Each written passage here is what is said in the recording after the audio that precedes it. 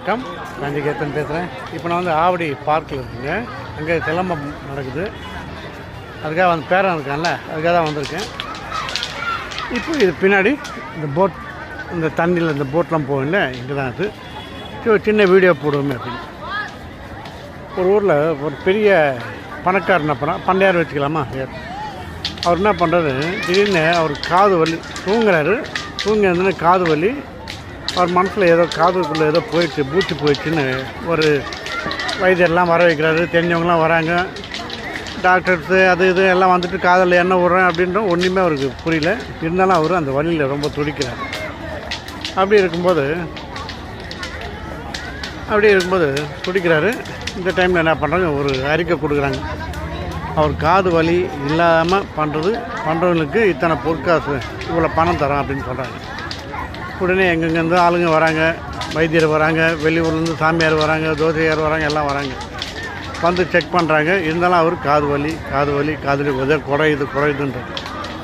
சரி என்ன பண்ணுறது அப்படின்போது ஒரு சாமியார் ஒருத்தர் வரார். அதாவது ஒரு வைத்தியர் வச்சுக்கலாமா, அவர் வராரு.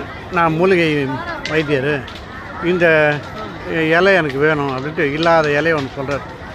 இந்த கீரை வந்தோன்னா நான் வைத்தியம் பண்ணிவிடுவேன் அப்படின்னு. என்னடா இது அப்படின்ட்டு எல்லாம் போய் தேடுறாங்க. உடனே அவர் ஒரு சீடர்னு ஒரு 7 பேர் கூட்டியார். இவங்களுக்கு தெரியும் அப்படின்ட்டு இந்த ஊரில் இருக்குது அப்படின்ட்டு ஒரு 20 கிலோமீட்டர் மேலே அனுப்புகிறார். அவங்க போயிட்டு எதை எடுத்துன்னு வராங்க, அதை சாரை பிரிஞ்சு அவர் காதில் போடுறாங்க. அவர் காது வலி சரியாக போயிட்டுன்றாங்க.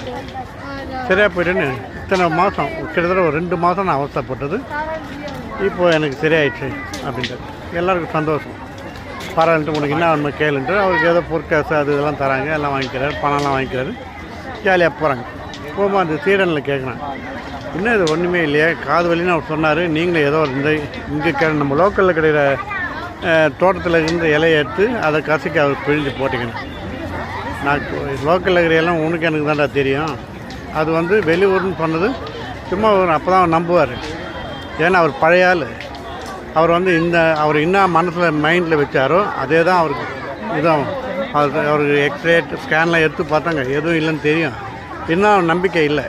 ஏன்னா அவர் ஏதோ இருக்குது, நல்லா வைத்தியம் பண்ணணும் அப்படின்னு நினச்சாரு. அதுக்காக நான் இந்த இலையாட்டை வந்து பிழிஞ்சு மூலிகை மாதிரி ஊற்றினேன். அந்த பூச்சி எப்போ இறந்து போச்சுன்னு தெரியும்.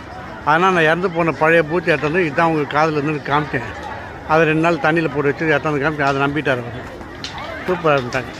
இது என்னென்னா, பழைய ஆளுங்களாம் பாருங்களேன், பழைய இதுக்கெலாம் இன்ஜெக்ஷன் போட்டால் தான் அந்த டாக்டர் நல்ல டாக்டர் அப்படின்னும். என்ன வைத்தியம் பார்த்தாலும் ஒத்துக்க மாட்டாங்க. அது மாதிரி கேஸு. ஓகேவா?